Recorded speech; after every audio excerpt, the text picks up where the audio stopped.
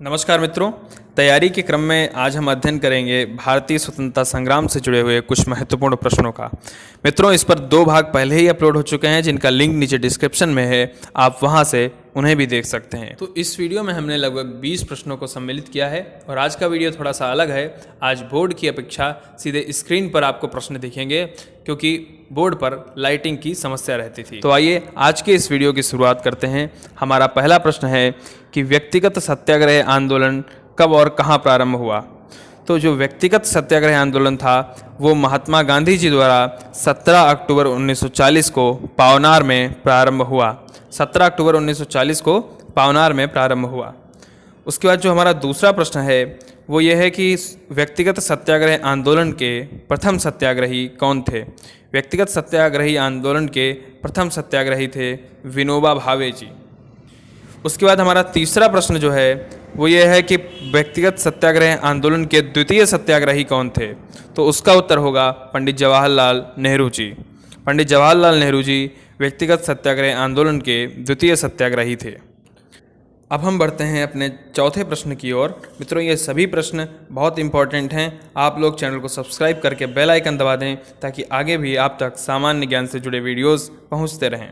दोस्तों, जो हमारा चौथा प्रश्न है वो है कि कांग्रेस ने भारत छोड़ो प्रस्ताव कब और कहाँ पारित किया। तो भारत छोड़ो प्रस्ताव 1942 में वर्धा महाराष्ट्र में हुई बैठक में पारित हुआ, जिसे वर्धा प्रस्ताव के नाम से भी जाना जाता है। 1942 में वर्धा महाराष्ट्र में। और जो हमारा पांचवा प्रश्न है वो ये है कि भारत छोड़ो आंदोलन की शुरुआत कब हुई। तो इसका उत्तर होगा भारत छोड़ो आंदोलन की शुरुआत हुई थी 9 अगस्त 1942 को। 9 अगस्त 1942 को। प्रश्न संख्या 6 है, करो या मरो का नारा किसने दिया था। तो ये नारा दिया था महात्मा गांधी जी ने भारत छोड़ो आंदोलन के समय पर।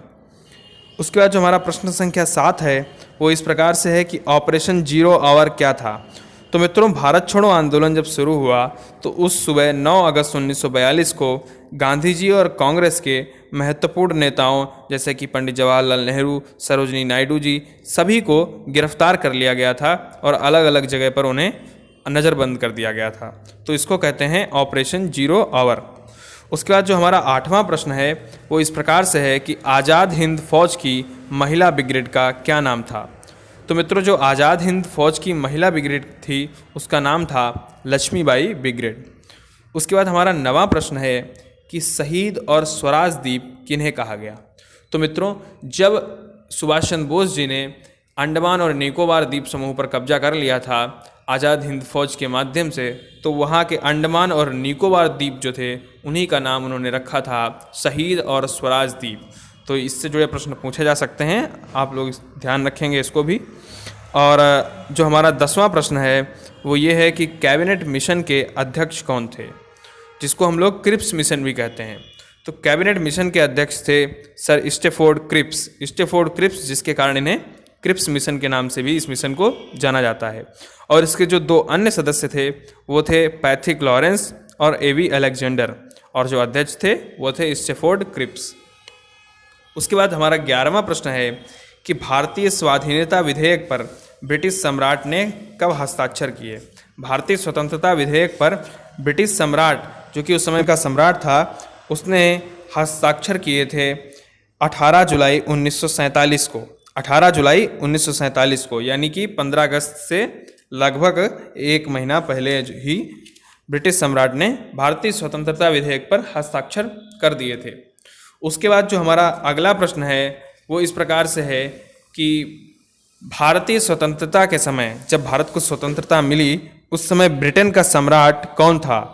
तो उस समय मित्रों ब्रिटेन का सम्राट था जॉर्ज सस्टम। वहाँ पर अगर एक वंश में कई राजा समान नाम से होते हैं और हर जगह पर ये नियम लागू होता है तो उनके नाम के आगे उनकी संख्या लगा दी जाती है। तो इस प्रकार से भारत की आज़ादी के समय इंग्लैंड का सम्राट था जॉर्ज सस्टम, जॉर्ज 6। अगला प्रश्न हमारा 13वां है, वह है कि स्वतंत्रता के समय ब्रिटेन के प्रधानमंत्री कौन थे। तो स्वतंत्रता के समय ब्रिटेन के प्रधानमंत्री थे क्लीमेंट एटली। उसके बाद हमारा जो 14वां प्रश्न है वो इस प्रकार से है कि स्वतंत्रता प्राप्ति के समय कांग्रेस के अध्यक्ष कौन थे।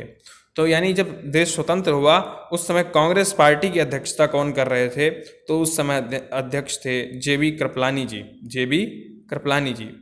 उसके बाद हमारा प्रश्न है प्रश्न संख्या 15 कि सबसे कम उम्र में शहीद होने वाले क्रांतिकारी कौन थे? तो वो थे खुदीराम बोस, आप लोग जानते ही होंगे। उसके बाद प्रश्न संख्या 16 है कि शहीद आजम किसे कहा जाता है? शहीद आजम की उपाधि जो थी वो दी गई थी भगत सिंह जी को। उसके बाद जो हमारा 17वां प्रश्न है वो यह है कि गांधी जी को महात्मा की उपाधि किसने दी थी? तो इसका उत्तर होगा रविंद्रनाथ टैगोर जी ने। गांधी जी को महात्मा की उपाधि दी थी रविंद्रनाथ टैगोर जी ने। मित्रों, इस चैनल पर हम लगातार ऐसे ही उपयोगी वीडियोस लेकर आते रहते हैं, तो आप लोग चैनल को सब्सक्राइब अवश्य कर लीजिएगा। तो अब चर्चा करते हैं अगले प्रश्न पर। जो हमारा प्रश्न संख्या 18 है वो यह है कि महात्मा गांधी को सर्वप्रथम राष्ट्रपिता किसने कहा? तो महात्मा गांधी जी को सर्वप्रथम राष्ट्रपिता कहा था सुभाष चंद्र बोस जी ने। उसके बाद हमारा जो प्रश्न संख्या 19 है वो है कि कांग्रेस के प्रथम मुस्लिम अध्यक्ष कौन थे? तो मित्रों, ये दो प्रश्न जो है मुझे लगता है ये भी बहुत इंपॉर्टेंट हैं कि कांग्रेस के प्रथम मुस्लिम अध्यक्ष जो थे वो थे बदरुद्दीन तैयब जी, जो 1887 के मद्रास अधिवेशन में अध्यक्ष निर्वाचित हुए थे। उसके बाद जो प्रश्न संख्या 20 है वो है कि कांग्रेस की प्रथम महिला अध्यक्ष कौन थी? तो कांग्रेस की जो प्रथम महिला अध्यक्ष थीं वो थीं श्रीमती एनी बेसेंट जी, जो 1917 के कलकत्ता अधिवेशन में कांग्रेस की अध्यक्षा चुनी गई थीं। तो इस प्रकार से ये 20 प्रश्नों का हम लोगों ने अवलोकन किया और ये सभी प्रश्न प्रतियोगिता के हिसाब से बहुत ही इम्पॉर्टेंट हैं और आगे भी हम इसी प्रकार के वीडियोस आपके बीच लाते रहेंगे। तो इस वीडियो को लाइक अवश्य कीजिएगा, अपने मित्रों तक शेयर कीजिए और चैनल से जुड़े रहिए। धन्यवाद।